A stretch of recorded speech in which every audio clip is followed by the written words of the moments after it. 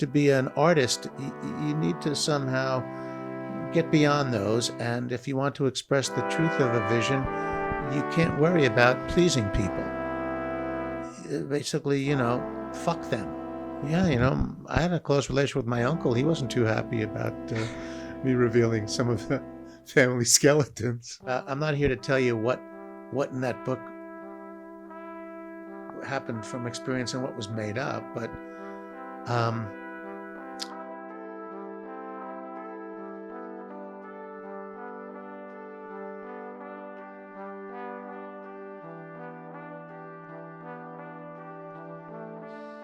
Hey, Mr. Messer, Marshall Messer, thank you for joining me on the show.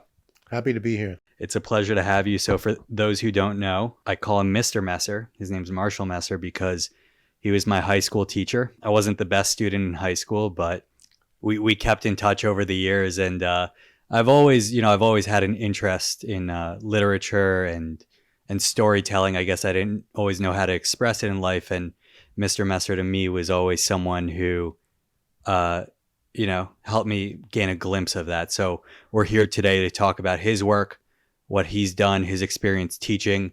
So you're a novelist, you've been a teacher, you've been an actor, you've had a myriad other experiences.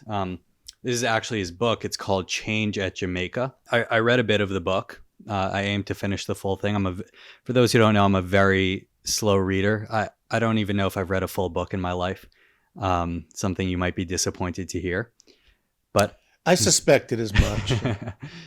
I think maybe the only full books I've read in my life are in your class, in not because they were in your class, just because you chose the greatest books in history, in Catcher in the Rye and Great Gatsby.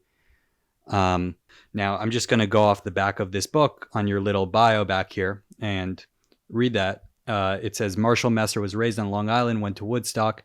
He's witnessed more than 30 Belmont stakes, including the Triple Crown triumphs of Secretariat, which is a huge, huge moment with you and your father. Affirmed in Seattle Slough. He's been a cab driver, bartender, garbage man, actor, and teacher, and he played blues harp at the Rock and Roll Hall of Fame. He lives in Manhattan with his family. Can you kind of tell me the timeline of, what age you did what thing? I had this acting career that really didn't take off, and I studied at the Bill Esper Studio, right, which is a good place. William Esper, right? And at one point, I was thinking of going out to Hollywood to try to make it in film, and this was in the mid '80s, and I had been trained, and I did, movement and Shakespeare and, stage fencing and combat and all of that stuff. And I met this person who I ended up marrying, and I just thought, I don't see the point of going out there, and I wasn't very good at the business of acting anyway. So I ended up not pursuing it and staying in New York and pursuing the relationship. And then I decided I would become a teacher at that point. So I went back and got education credits. I'd already had a master's in English literature. And I became a teacher in the city system in Mineola on Long Island, and at Yeshiva University High School for boys. MTA. Yeah. That I did that for about 8 years, and then we had kids, and I became a stay-at-home dad, and I was a stay-at-home dad for 13 years. We had twins, and that was a great thing. During that time, I wrote my novel. But then after, when the kids were 13, I started to look around to get back into teaching, and that's when I got a job at SAR High School, where I taught you. Why do you think that pursuing this love and pursuing this marriage and this life together was in conflict with pursuing something like acting? there are a lot of good trained actors out there, but the thing about acting is you do a show and it's great and you're all in and it's this exciting, tremendously, energizing experience. And then when it's over, you go back to zero, back to square zero, to zero every time. So it's very hard to move a career along unless you're incredibly motivated to do it. And I think it's really hard to do it when you have trying to keep a relationship afloat. Um, it seems to me that the people who do it are of single-minded purpose, and they pursue it at often at the expense of other aspects of personal happiness. Yeah. And how old were you when you quit? I was, I would say 30, like 34. Oh, wow. So you'd really been at it, relatively late into. Well, I started late, so I got into it when I was around 25. So, 25. I studied when I was 25, 26, and then I did it for yeah.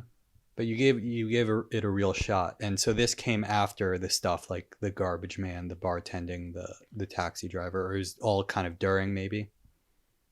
Yeah, while I was, taking classes and doing work, I was a garbage man in summer stock in Nantucket when I did a play there. I I drove a cab. I was an editor, and freelance editor. In writing? Yeah. Okay. Um, and bartender. I had a cup of coffee as a bartender. Um, yeah, I wasn't really into bartending because I didn't really like drunk people very much. I get that. So So I think, a lot of this, we're in very different times, but it's more relevant than you may know to a lot out there, and specifically to me, and I'll tell you how. Well, as you know, I'm a filmmaker, and similar life to an actor, it takes really a singular mind, and it's very hard, not just with a relationship, but balancing, other things in life with it, and also it can feel very emasculating at times. It's like you're constantly asking the person you're with to pay for dinner, to say, hey, I can't do this tonight because I don't have the money, because I'm saving it all for this film, or I'm saving it for this rent so that I can stay here and write this thing that might be good.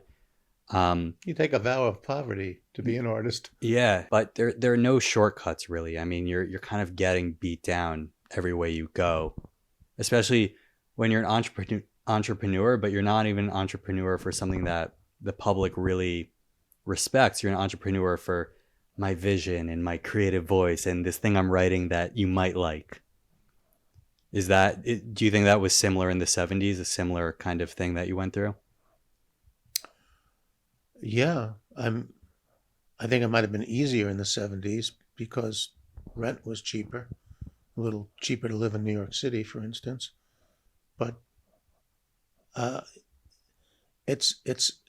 unless you make it in some way, or you're working a lot, it's hard to be accorded respect by parents and peers, people engaged in money making occupations, and it's a lonely life. So, and then you tend to question your own self worth. So, I I loved acting. I loved when I did it, but I can't say that I regret my decision at all. Thing about acting versus writing, you're dependent on a lot of other people when you're acting, and when you're writing, you're really kind of dependent on yourself, and you don't have to worry about other relationships, other people so much, except maybe for research. But I've found that it's a lot more satisfying uh, to create something in writing. So as you know, and you've been to my plays before, when I was at acting school, I was an actor. I mean, Yes.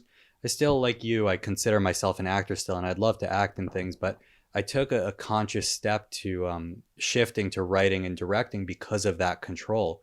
Because when you're acting, you're really just auditioning for someone else's vision, and you're really at the whim of someone else. So you feel more in control when you're able to create something.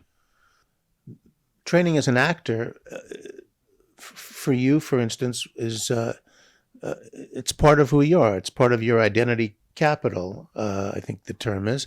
And certainly, if you want to be a director, it helps you to direct actors more effectively. And for me, it's a part of me. Once an actor, always an actor, man. So you say you don't have regrets about quitting that acting career? I don't. Yeah. No.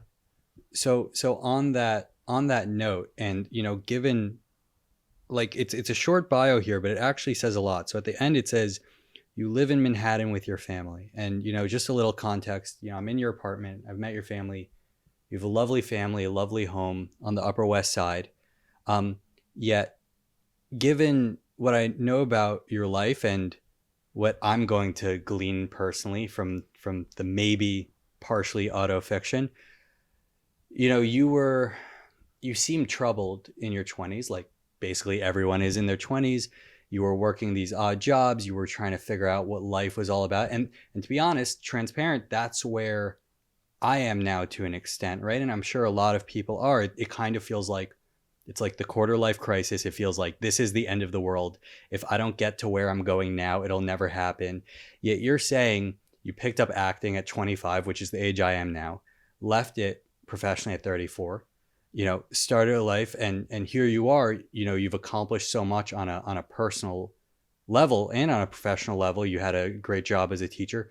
What could you say to people around my age about the parochial lens they're seeing life through now, and give some perspective on pursuing their path?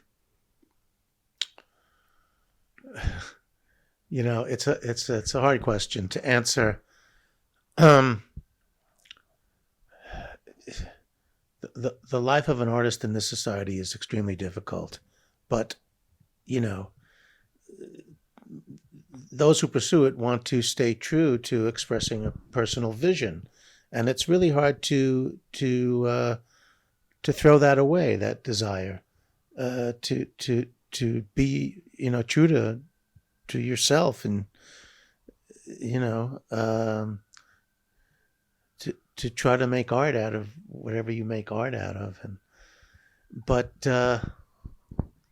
there are lots of constraints, especially monetary ones, and it's hard to live from hand to mouth for a long time and not have anything to show for it. And I did that for like a dozen years after college, I would say, if not more. And so I don't begrudge anyone who has to feel like, they can't pursue it. I'm not sure what kind of stellar advice I have. What I can glean, though, from your timeline you've given me is you can kind of experiment with these things well into your 30s and still come out, having a solid life, like a life you're proud of. You certainly can. And I know a lot of people who had other paths and then changed. They say that you have 5 careers over the course of your life. So, you have to be open to the next possibility, the next passion in your life, and then follow it. I had a friend who went to medical school in her 30s and late 30s, and had a wonderful career in medicine. But it just takes a lot of stick-to-itiveness and motivation. Yeah. And something I also noticed that I want to bring back to the novel is you wrote this novel, which is a huge feat, I believe in your 60s.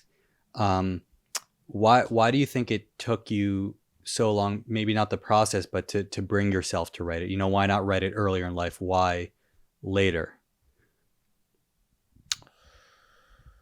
Well, the core of my novel, it's a coming of age story. It's what they call a Bildungsroman, and the core of it is the relationship between a son and a father, and I had a fairly troubled relation with my father, who died of a heart attack at the age of 54. I was 22, and that ultimately the writing of the novel was trying to find some sort of to work out and resolve. I don't know if that's possible, but to work out my feelings I had about my relationship with my father, and it took a while for me to gain the appropriate context and distance on the relationship to be able to figure out how to write about it. Um, but if writing, to me, writing is about delving into some question, exploring it, and coming to some terms about it. In that sense, I felt that this was successful for me. About your father, I read this. My brother actually sent me this really nice thing you wrote in the New York Times. I don't know if you know what I'm. Yes, yes. Now, you've talked to me about attending Woodstock, and that's something we'll get into. We'll talk about that huge cultural experience because it is a major event. But in the context of your life, because I've always imagined it as, wow, everyone at Woodstock must have an amazing memory of it or lack of memory. Uh, Depends if they did the brown acid or not. but with you in this New York Times piece that I read, it seemed like there was some sliver of regret in that you went to Woodstock and in effect sort of ditched a business plan with your father. You were working for your dad and you were going to do something with him with his coin business. I My father was a rare coin dealer, and he went on to a coin convention, and I was supposed to uh, work in his store and pick up. Uh, I don't know how to go into all this, but he was converting. He was speculating in silver coins at the time, and he was buying them from all around the country. So we'd have to go to the airport and pick up 30, 40, $50,000 in bags of silver coins. Each bag weighed 57 pounds. $1,000 bag weighed 57 pounds, and I had to bring them into the city, recount them, and then bring them downtown to the Irving Trust, where they would be used to buy contracts on the commodity exchange, where he was speculating. So there was a lot of money involved, and I had already made these plans with friends of mine to go up to Woodstock. We had tickets, and Friday came around, and I told my father's partner that no, I wasn't going to be, you know, taking another load down to the Irving Trust. I had to get out of town, as I said, and so I was quite irresponsible about leaving a lot of money in the store, instead of fulfilling my responsibilities. And I was young and callow and obnoxious and irresponsible, and I guess, and rebelling in some ways. And so then I went to Woodstock, and which I can talk more about. But when I got back after sleeping for 15 hours, my father fired me promptly, and I mean, he was right to do so. I screwed up. Now I'm kind of blurring the lines between what I read in the book and then what I read in the essay. So I'm just going to go ahead and Yeah, please. Yeah, and you can correct me. But it seems in other realms you were kind of critical of your dad, right? You said he was happy at the racetrack, but at home you said he could be controlling and some other, qualities that you didn't approve of. Do you look back feeling, as a young man, I was right about how I kind of rebelled against him? Maybe not in the Woodstock situation, but in other situations? Or do you look back as maybe I should have been, I kind of regret that a little. Maybe I should have changed my attitude. I don't know if you can say if you were right or not about it. Yeah, my father was impossible. It was his way or the highway. He was in a high pressure job. Um, he he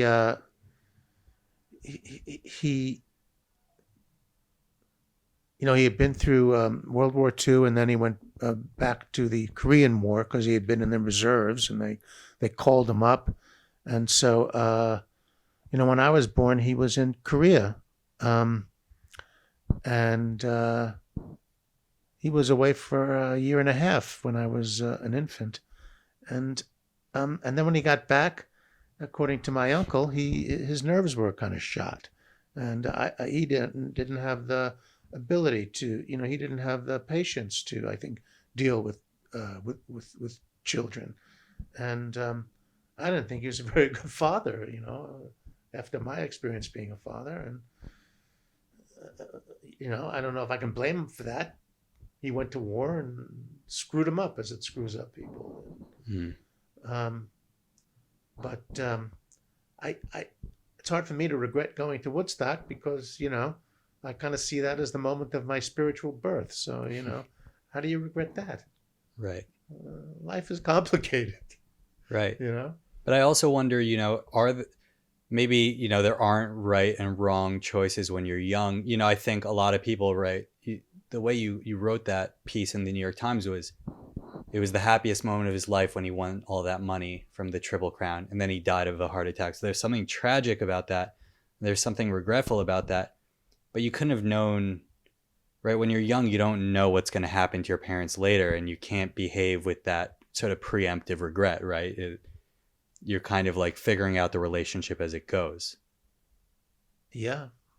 Um, yeah. I mean, the best times we had were at the racetrack, where he was expansive and generous and instructive and much different than he was outside of the racetrack. Mm. And I don't know.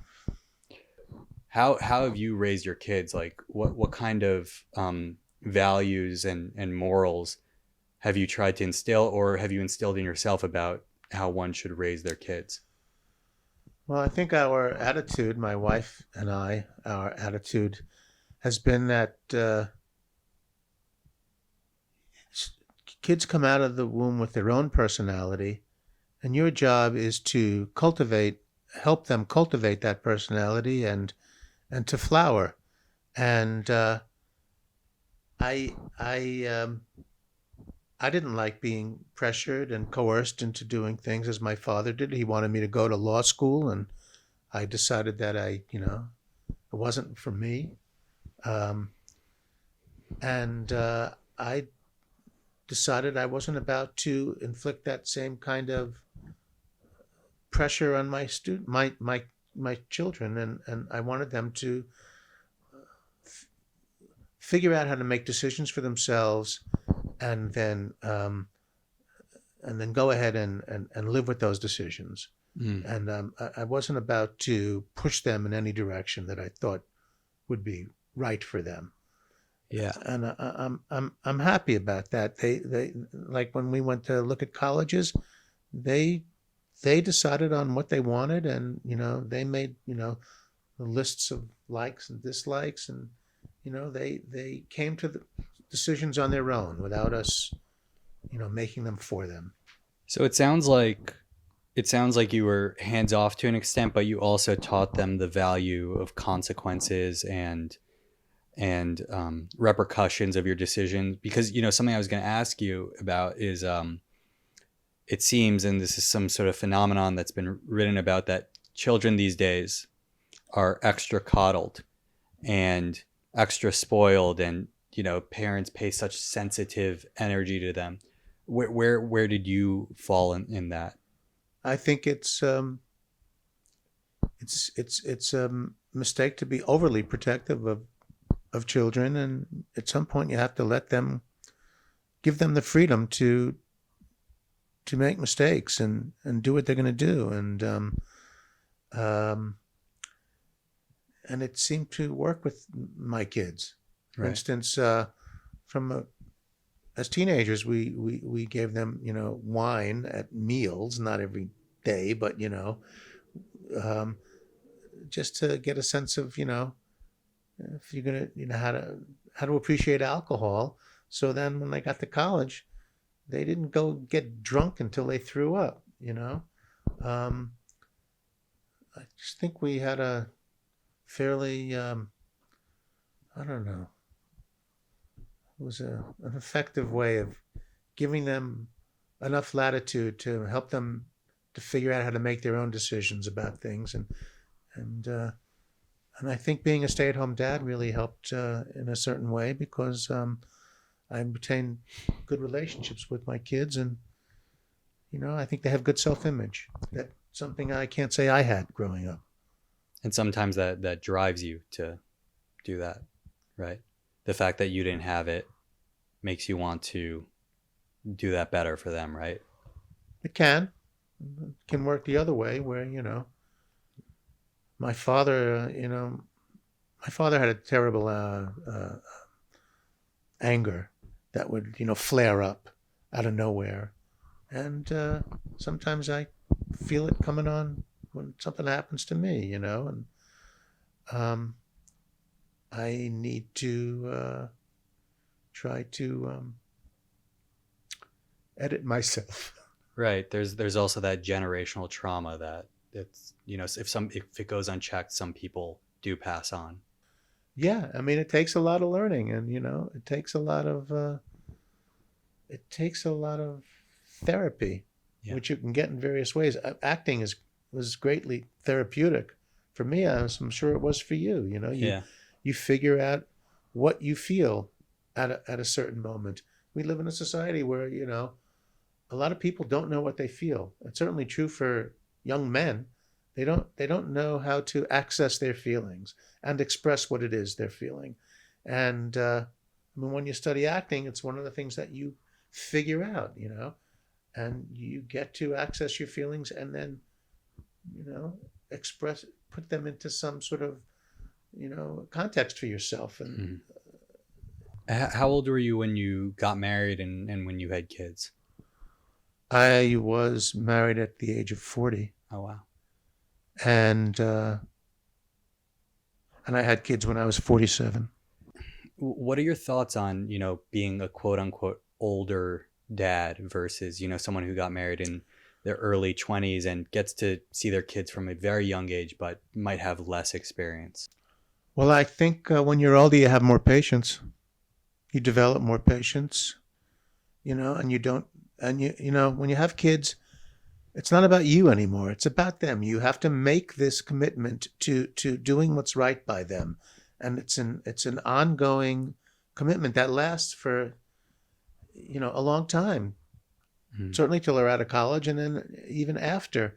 Um, but you have to commit yourself to denying your own pleasures at times in order to um, help them. They need to be like your primary focus, and I think that's where, I mean, a lot of people don't operate like that, and I think sometimes they have negative consequences on their kids. Mhm. And lastly, about your sort of perception of younger generations, you taught at SAR at our school for 10 years, and then you taught before that.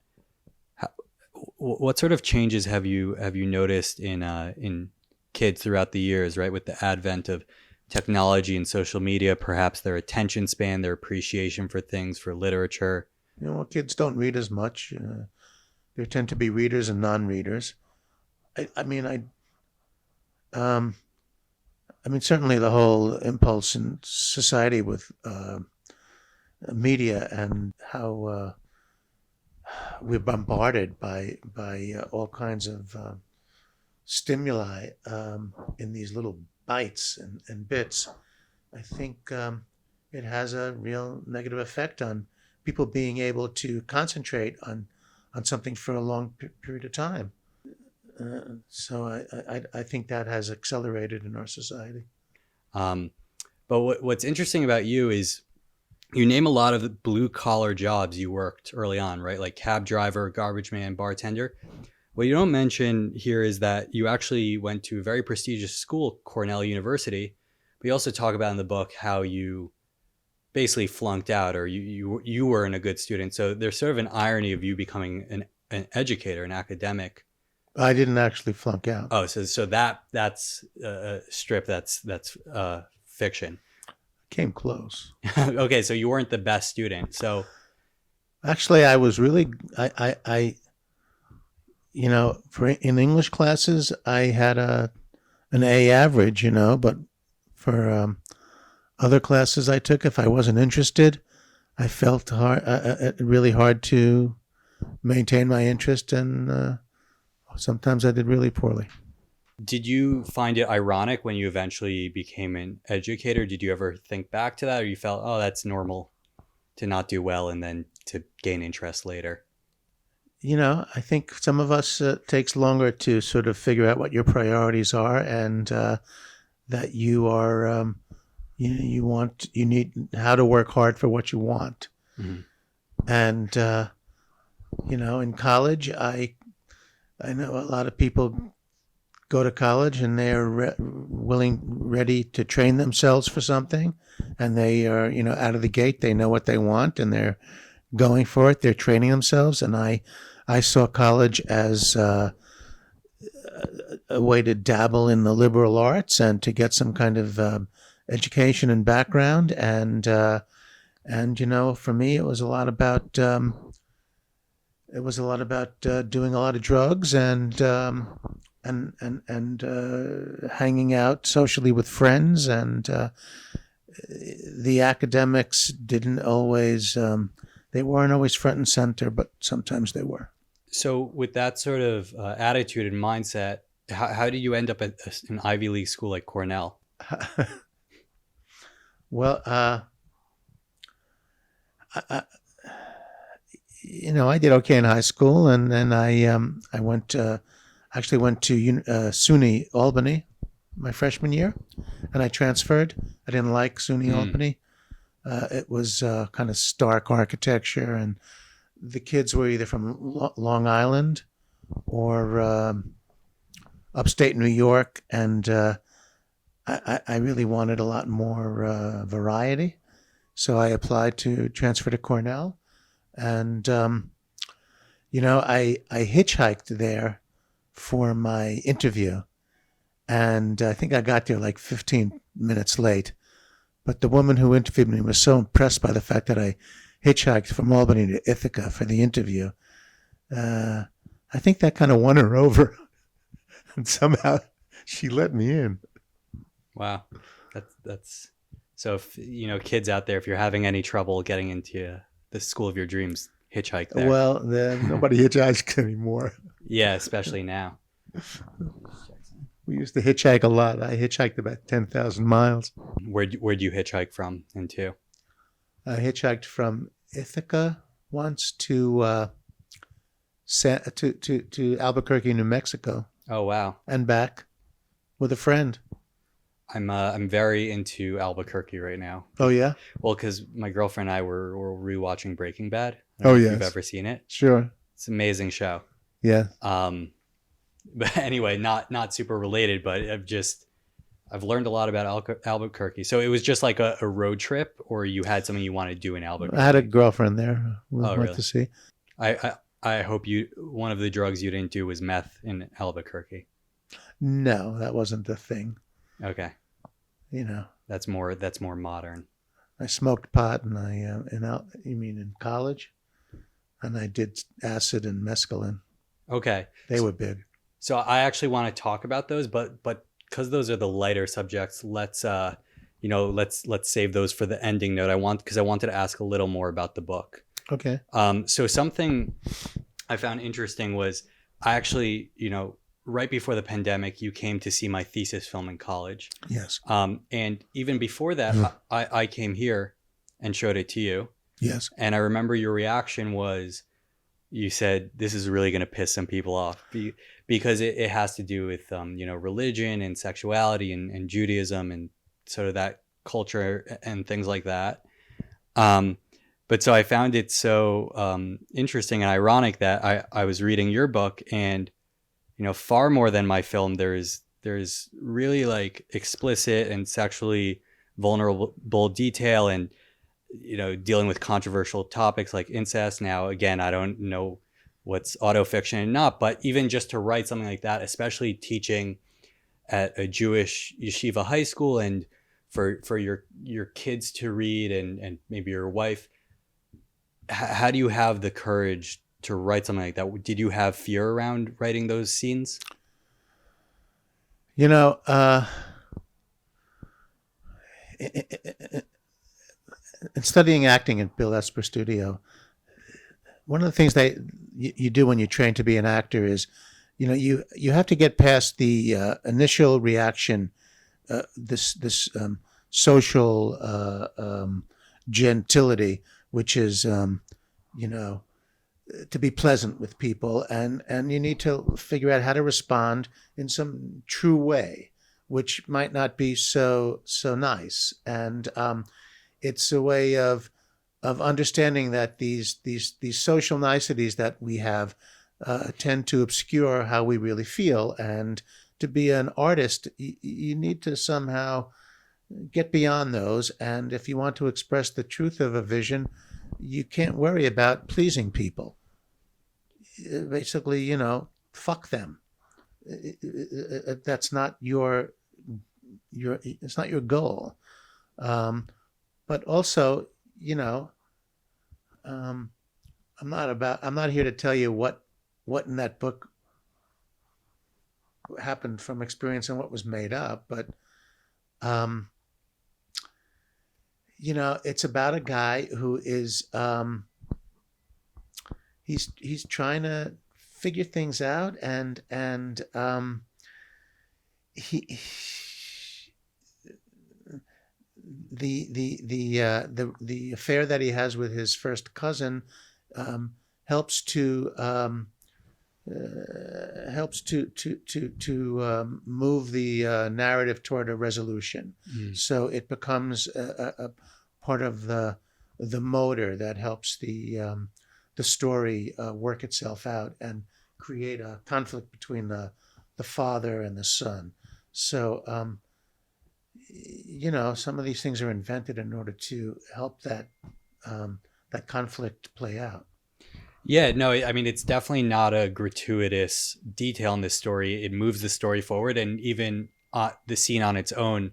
I mean, while reading it, it made me realize that, there's the idea of Chekhov's gun, right? If you ever want to figure out how to make a scene interesting, you just put a gun in the room between a few people. Well, that made me realize there has to be some sort of Chekhov law with sexuality, because it really added another layer to the story and made it a lot more complex and interesting once that element came into it. Yeah, well, life is complex, and often we we don't appreciate how complex it is, or you kind of back away from the complexities. Did anyone at SAR ever read that book, like anyone in the administration? Yeah, I think many people read it. Although it was in the library on reserve, and you had to request it. I don't know if you could be a student and take it out. You had to be on the faculty. Right. I mean, I appreciate it.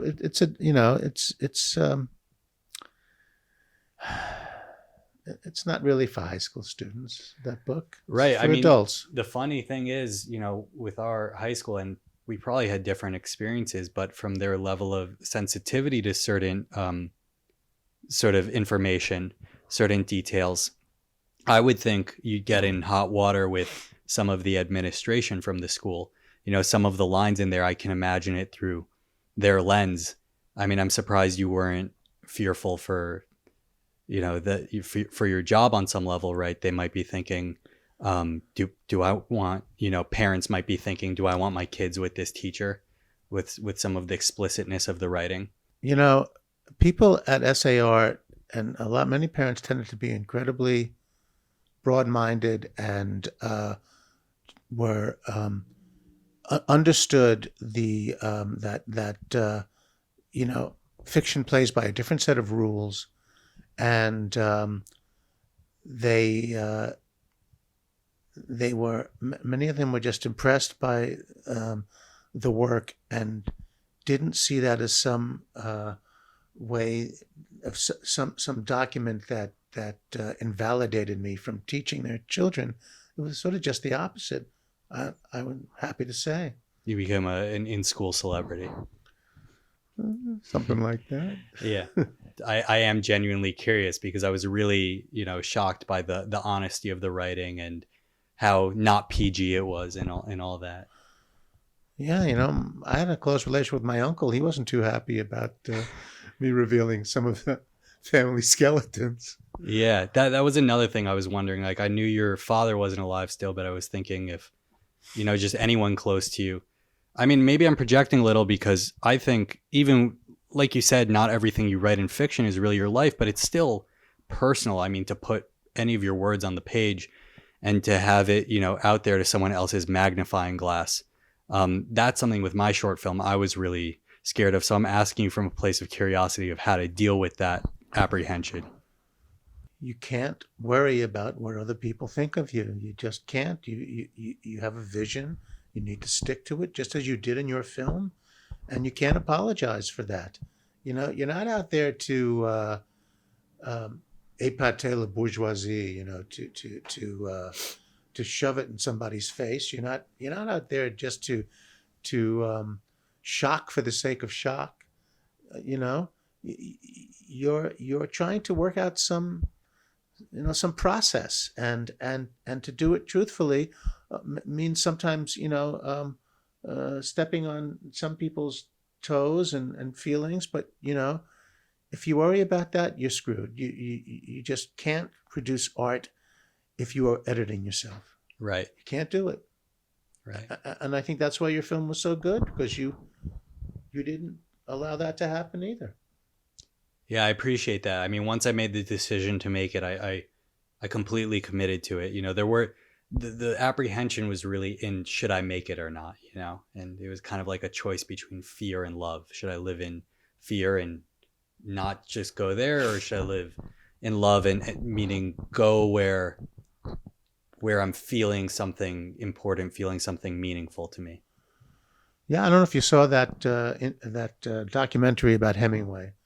But Hemingway was one of the inventors of the modern short story, and he wrote this short story early on called "Up in Michigan," which was basically about date rape from the point of view of the woman, and his mother who read it, and his father read it, and they were fairly straight-laced, people, and they thought it was filth. It was the kind of topic that didn't get discussed. And to Hemingway's credit, he realized, there was a reality to this that needed to be explored and told. And, it's that impulse that is, what the artist needs to cling to. Yeah. All right. So on the subject of things people might not approve of, let's talk about Woodstock. Let's talk about psychedelics. Now, you mentioned to me outside the interview that when you were at Woodstock, you didn't do psychedelics because you were 18, right? You were I had graduated from high school a few months ago. I'd only been stoned a few times since then. Mm-hmm. And but just seeing all these people, who were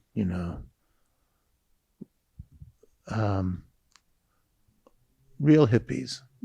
People who were just out there letting their freak flags fly and living a much more nomadic life than I was. I was just open to all the possibility that was there, and it was just something that it was like that great sense of positive spirit that maybe we could have a positive effect on the world, and didn't necessarily come to pass. But I mean, there was a sexual revolution that happened. Um, that that changed the way we looked at sex in this country. Do you think that was for the better? I do, yeah. Because I've been watching recently interviews from people from that time or from before that time, and I just think it's crazy. And I don't say this with any judgment, just like it's mind blowing to think that, there was a time where you'd be criticized if you like slept at your girlfriend's house, out of wedlock, or you'd become a kind of a pariah. And yeah, I didn't understand how the world was like that and how that shifted so quickly. I suppose in the modern Orthodox communities it's still like that, but yeah, I mean, what was it like Yeah. during those times? Yeah, well, you had an older generation who was much more conservative, and they disapproved of a lot of those of the loosey goosey, sloughing off of a lot of traditions. But I lived with my wife for. I met her in '86. I lived with her for like 2.5 years, and I'm sorry, I went out with her for 2.5 years, and then lived with her for another 2.5 years before we got married. And it wasn't, a lot of older people, thought that was inappropriate, but I'm glad I did. We got to know each other. So, but do you think there was any validity to, like, whether or not it was based in some sort of archaic thinking, passed down thinking structure? Do you think there's any validity in sort of valuing sex as something special, something that's not gratuitous and just kind of, leisurely, or do you feel like, they were completely wrong? I'm not sure what you're asking me here. I'm wondering if, people who, have sex kind of without any sort of spirituality attached to it or any sense of long-term devotion attached to it, like promiscuous sex, so to speak, if it's sort of lost value, or if people, appreciated each other more. I think so. I think the danger of porn is that it diminishes the value of sex, and it's so widely available for kids. Mm-hmm. I think it has a very negative impact. I mean, look, when I went to college, college students, people wanted to get laid, and I can appreciate that impulse, but at the same time, I quickly learned that sex without meaning, like Holden Caulfield experienced, doesn't have any value. You need to, you can't, I couldn't have one night stands that were meaningless. Right. Speaking of Holden Caulfield, I wanted to tell Not you. that I didn't have a few, by the way. I just wanted to throw in there before I forget that your writing reminds me a lot of J.D. Salinger and also Philip Roth. I think they were both major influences. Yes. Okay. But yeah, I'm asking all of this because I'm really curious about how times have changed from when you were young to when I'm young. I mean, I think even the quote unquote hippies were different. I think, and maybe you can inform me, I don't fully know what it was like back then, but I feel like, okay, I'll give you my perspective on it. I kind of had a similar feeling to you when you went to Woodstock and you say, I can't believe people could live like this. When I grew up in the modern Orthodox community, I always had this real thirst for diversity, going to a liberal arts college, meeting people from all these different backgrounds, having experiences that maybe I wasn't supposed to have. But I found that there's a certain uptightness in that liberal leftist world as well. There are rules there as well. There's certain social hierarchy, ways you're meant to behave, kind of like censorship there as well. Do you notice that now as well, or do you feel like they're actually pretty similar to how they were back then in the Woodstock days? Are you talking about cancel culture? Yeah. Certainly, a lot different now. Philip Roth, but the recent biography of Philip Roth was pulled by his publisher because the writer had been accused of rape by two women, and also there was some other sexual harassment that he was accused of. It wasn't pulled because of a problem with the work itself, but because of what happened surrounding the work, the author's own actions, and that's a dangerous precedent to set, I think, especially without proof of sexual harassment or whatever. I don't disbelieve what the two women who charged him with rape are saying, but it's hard to be convicted in the court of public opinion. Why do we have courts?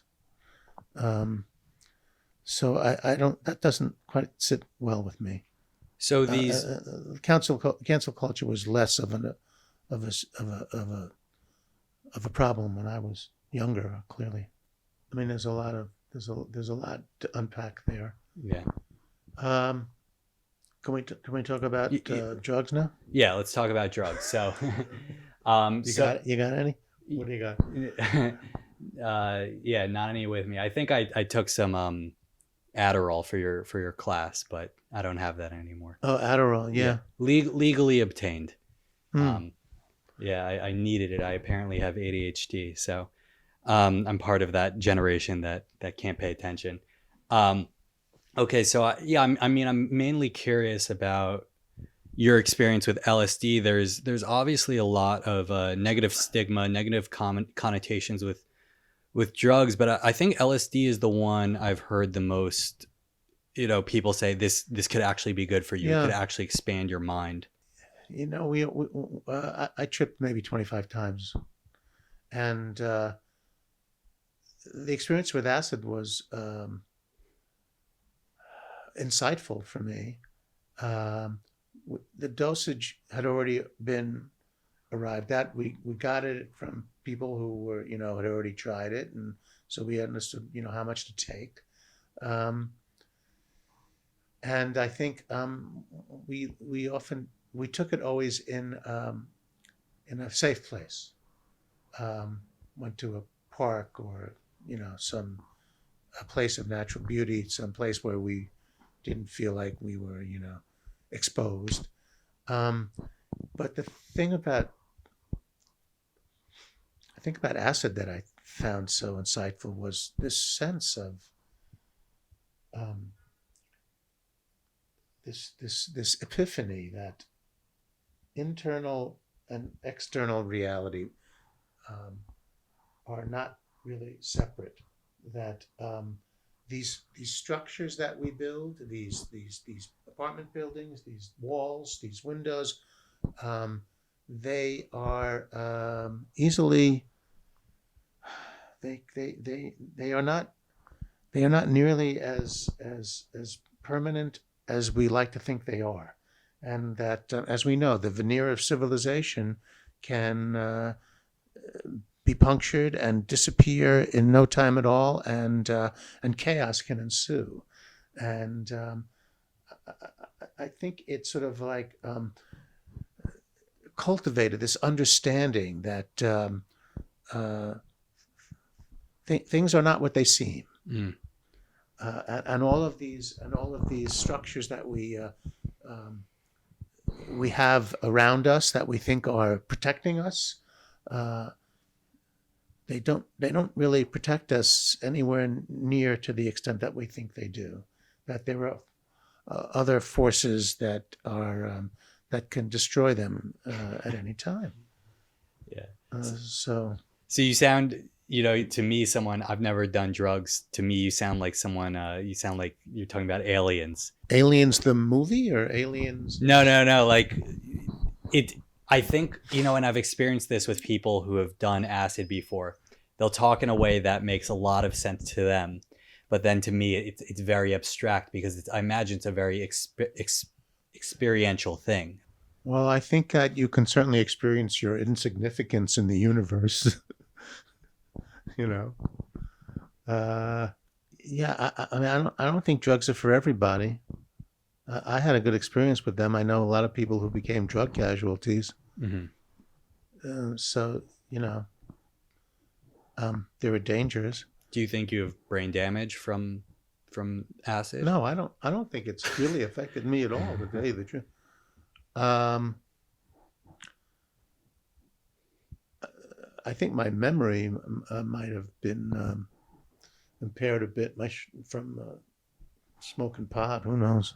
What would be the case for doing acid, and what's the case again? I mean, is there a real danger outside of like, getting hit by a bus while you're doing it, something like that? Like, Well, you're doing a powerful physiologically? psychoactive drug, and if you could do too much. I had a friend who, we went on a trip together. We took a pain of window pane acid, a tab of window pane, and he didn't feel like it was coming on fast enough, so he took another half a pane, and he ended up, having some kind of negative experience, Yeah. where he felt like, I mean, I think it was the beginning of some real psychological problems for him, and so it can, so what's when he had a break. What do you call that kind of break? But for you, it was the beginning of kind of opening new mental doors, right? I would say so. I think to some extent it cleansed the doors of perception. Just on a cultural level, I mean, I love the time you grew up in. I mean, there's a lot terrible about it, like Vietnam and a lot of the civil unrest. But in terms of like music, We had the best bands. yeah. So who were you there all the days of Woodstock, and who did you see play? I was there for. I got there Thursday night, Friday night, and Saturday night. I was there on Sunday.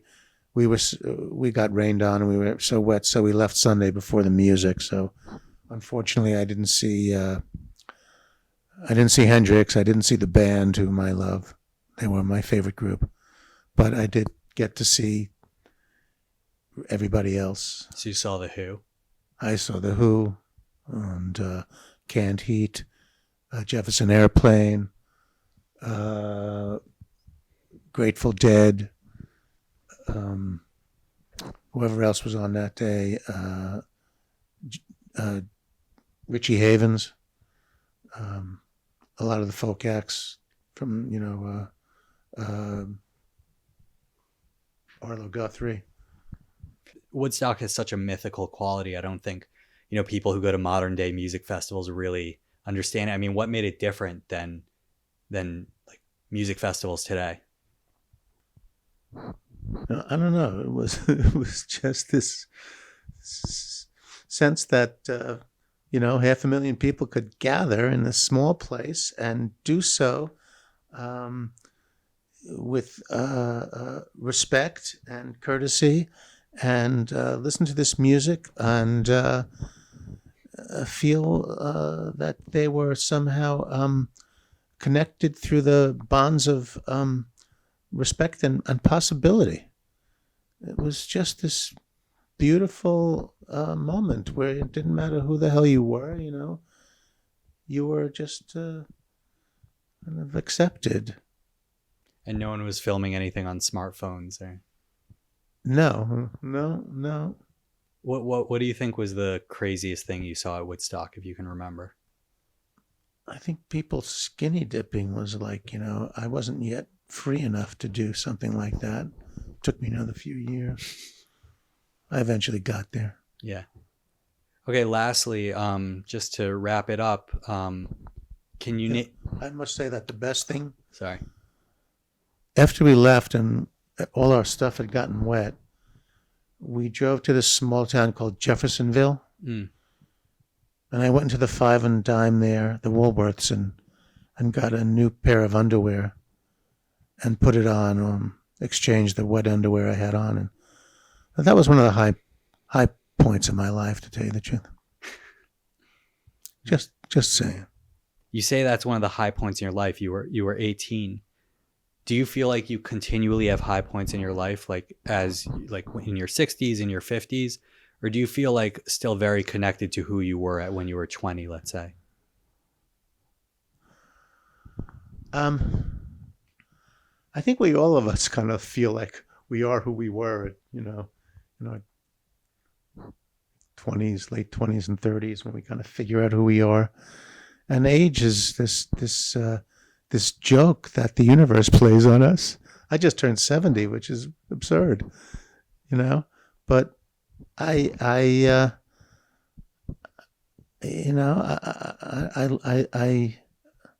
learned how to enjoy my life, and I still have the ability to do that. And so I think there are high points ahead, man. That's a great place to end off. It's a great note to end on. Cool. Thank you so much for speaking with me. My pleasure. Thank you. Respect, as you Absolutely. play RESPCT. Remember. There you go.